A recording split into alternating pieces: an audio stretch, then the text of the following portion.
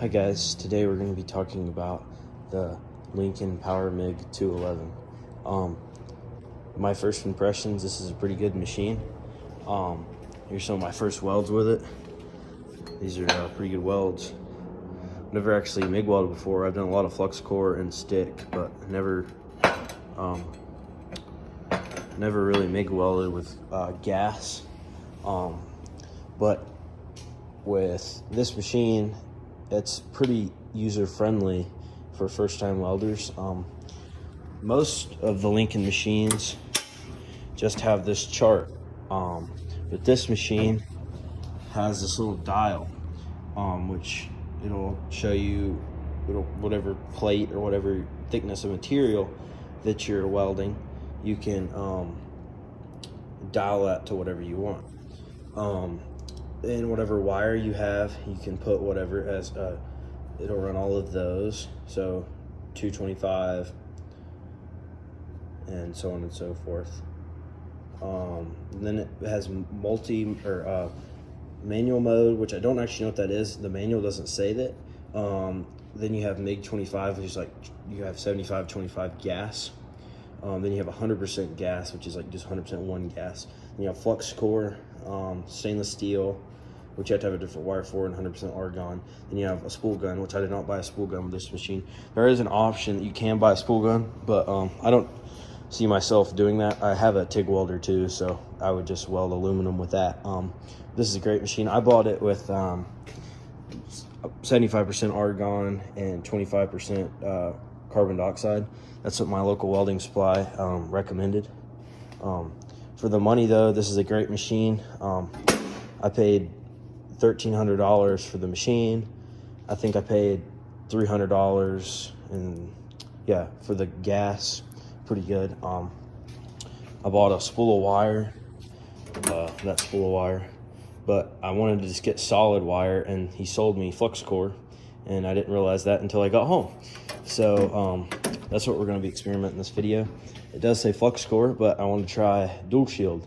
My manual doesn't say you can do dual shield, but everything else doesn't say you can do dual shield, but it doesn't really talk about dual shield. So I know the bigger machines can. I want to see if the little smaller machines can. So we're gonna see. So first thing, you turn this on. It's pretty lit up and everything. So I've got it set on flux core, but I think that's kind of weird, but whatever. I think what I'm gonna do is I'm gonna set it on MIG 25, because that's what gas I have, and I've got 35 wire, but I've also got the flux core wire. So if you don't know what dual shield means, dual shield's pretty much you're running flux core and you're running gas, which is pretty cool, but it makes a really hot weld. It can weld pretty thick steel. I'm gonna try it out on some 1/4" steel here. This is just a piece I got out of the scrap bin. I don't know, it's been welded on. Kind of really can't see the thickness, but it's a piece of, I think it's an old piece of channel iron that I've cut up for something, who knows, but I knew my grandpa did. It's got something there, I don't know. We're gonna try it out. I'm just filming this on an iPhone, so I don't have the best quality welding cameras, but I'm gonna try my best, and I can't really film while I'm welding because I don't have a tripod either. But yeah, so I'll get back when I weld this. Okay, I welded the 2 little beads here. This one right here is my first one. This is my second one. It actually works pretty good. It's almost like the slag. If you look at it, if you haven't experienced welding, you know what 7018 slag looks like. It's like a thin layer of 7018 slag, which I think is pretty common for dual shield, but it leaves a lot of sparks behind. I don't know if that's normal. I might do some research on that and see if it is,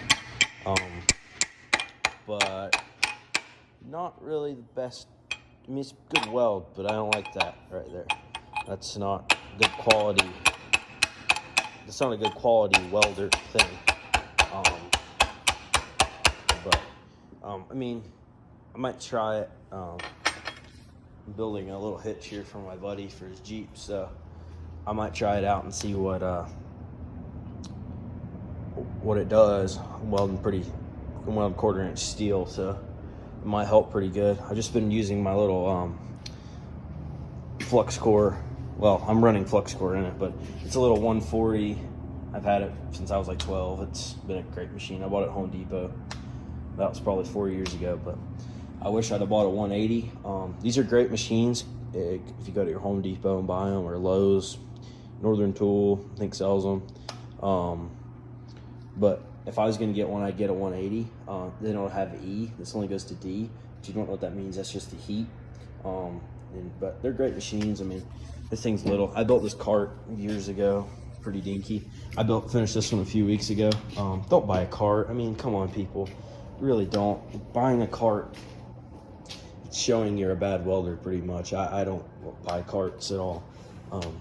I've built a couple, but this one I think I built this for probably 20 bucks. I went to my local scrapyard. If you go to your scrapyard, they got crap laying around. You might have to dig through a pile, but you're gonna find it. I bought the wheels and the casters. I bought them for like maybe 20-30 bucks at Harbor Freight. Buy them at Northern Tool, Home Depot, where you can buy them on Amazon, probably cheaper. Then back here, everybody was telling me to put a chain. If you buy one, you put a chain on it. My old ones, I didn't want a chain either, so I put a ratchet strap on the old one. So this one, I went a little above and beyond. I had this junky ratchet strap ran around, and I welded a 1/4 inch piece of steel to it, welded it right to my cart. Then I welded me a little hook over here, which then there's this other hook. I don't know. It's just some random ratchet strap.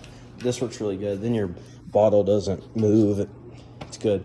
Especially I'll roll this out in the driveway and fix stuff and like trailers and stuff. So this will work really good for me. Yeah. I mean, you can go pretty simple. This is built out of some like 1/2x1/2 tubing, really thin wall, probably like 10 gauge. Just some casters I had laying around and stuff. I probably built that for nothing, really. My grandpa had all that laying around. I built this one for my plasma cutter. It's pretty good. I bought this cart for my chop saw, but pretty good. Really just great machine overall. I don't have any bad things to say about it. I mean, I welded a bunch of different little things with it. I need to get some regular just wire for it, and yeah, just get one, get something, start welding with it, and yeah, see you on the next one.